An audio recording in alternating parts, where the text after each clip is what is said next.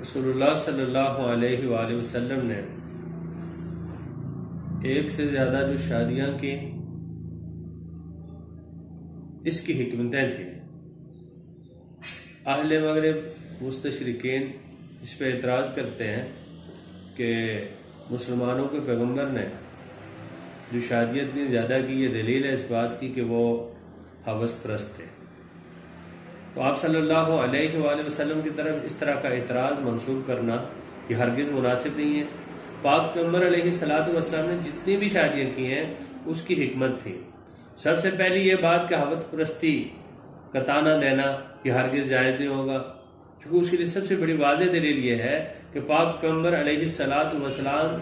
25 سال کی عمر میں 40 سال کی ایک بیوہ سے شادی کرتے ہیں، اور پھر وہ 25 سال کی عمر میں اس بیوہ سے شادی کی جو 40 سال کی ہے، اور مزید 25 سال وہ ان کے ساتھ زندگی گزاری، اور باوجود اس کے کہ پیغمبر صلی اللہ علیہ وآلہ وسلم خوبصورت بھی تھے، با کمال تھے، با جمال تھے، پورے عرب میں جس معاشرے میں رہتے تھے وہاں بھی ان کی عزت، مقام، مرتبہ تھا۔ یہ سارا کچھ ہونے کے باوجود آپ صلی اللہ علیہ وسلم نے کوئی دوسری شادی نہیں کی۔ اس کا مطلب ہے کہ وہ ہوس پرست نہ تھے۔ پھر جب تک حضرت خدیجہ رضی اللہ تعالی عنہ زندہ رہی ہیں، آپ صلی اللہ علیہ وسلم نے کوئی اور شادی نہ کی۔ تو اور شادی نہ کرنا، ہوس پرست ہونے کا یہ طعنہ دینا ہرگز جائز نہ ہوگا۔ آپ صلی اللہ علیہ وسلم نے 50 سال کی عمر کے بعد حضرت عائشہ رضی اللہ تعالی عنہ سے نکاح کیا، اس کے بعد یک کے بعد دیگرے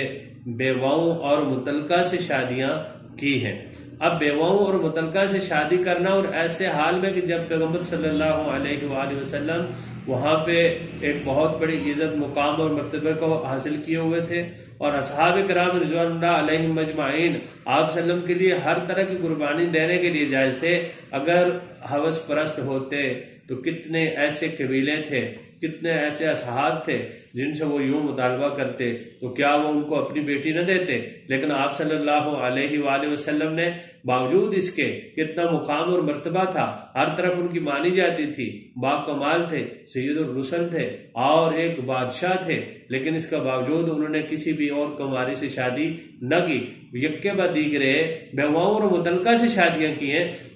بیواؤں اور متعلقہ سے شادی کرنے کا مطلب یہ تھا کہ یہاں پر حقوق دینے تھے عورتوں کو۔ وہ عورتیں جو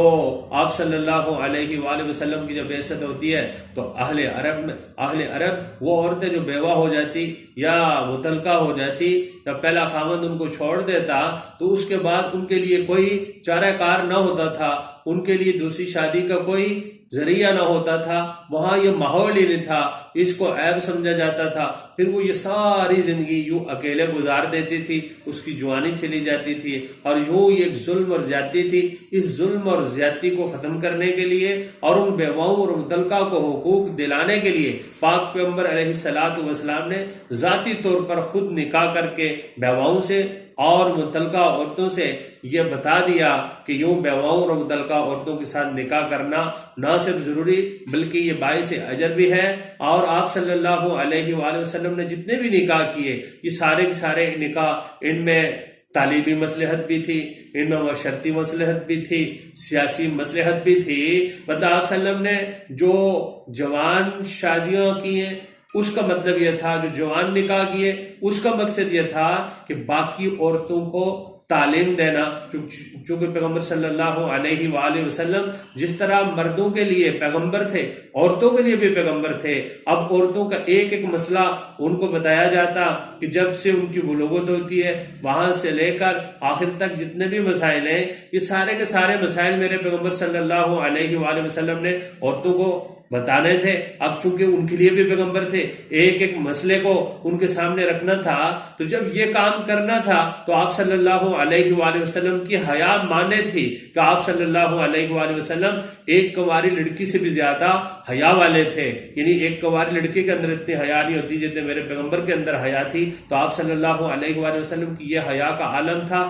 آپ صلی اللہ علیہ وسلم کسی بھی ہر ایک عورت کو ان کے خفیہ پوشیدہ مسائل نہیں بتا سکتے تھے، تو آپ صلی اللہ علیہ وآلہ وسلم کو ایک ایسے نکاح کی ضرورت تھی کہ جس کو پریکٹیکلی عملی طور پر ایک ایک چھوٹے سے چھوٹا مسئلہ اور بڑے سے بڑا مسئلہ اور وہ تمام پوشیدہ مسائل جو عورتوں کے تھے وہ ان کو سکھا لیتے، اس کی ضرورت تھی تو حضرت عائشہ رضی اللہ تعالی عنہ سے کم عمری میں شادی کی، اور کم عمری میں شادی کر کے یہ وجہ ہے کہ وقت نے یہ بتایا ہے کہ آج جہاں پر مرد اصحاب کرام رضوان اللہ علیہم اجمعین نے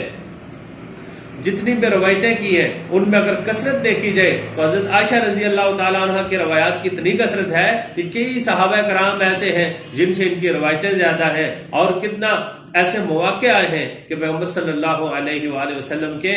وصال کے بعد اصحاب کرام حضرت عائشہ رضی اللہ تعالیٰ عنہ کے